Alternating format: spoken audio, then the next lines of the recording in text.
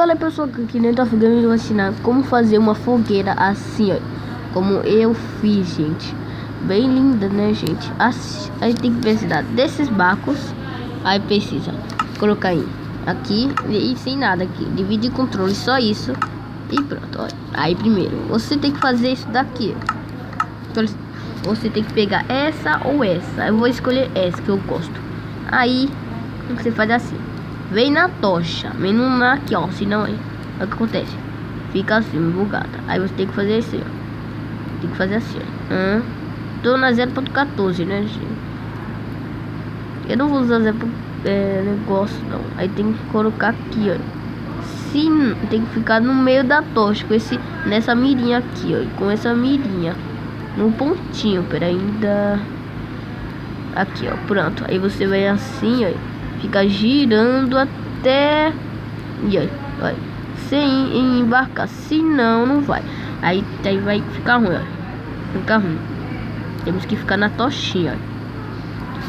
Ficar na tochinha. Eu vou ficar mais baixinho, né? Aí, pronto. Aí, vai indo, ó. Até ficar, ó. Pronto, aí ficou, Aí, ó, isso que é uma negócio aí. Você pode fazer um monte. Eu acho que eu vou colocar assim, ó, também, ó. Com uma, duas, não dá. Olha aí, ó. É assim que é uma fogueira, viu? Uma fogueira linda. Vamos fazer assim, uma linda mesmo, assim, ó. Com isso e bloco de madeira. Cadê bloco de madeira? Bloco de madeira.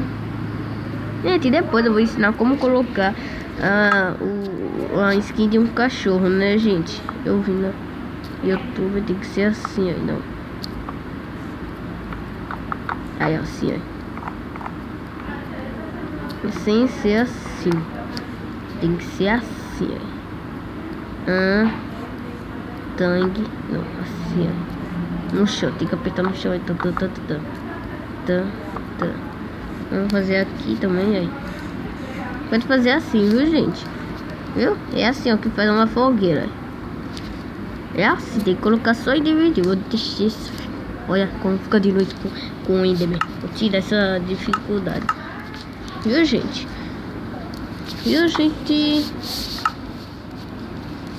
Então, gente, é só isso. Se gostou, tapa aí o vídeo. E vai, pera aí, tá?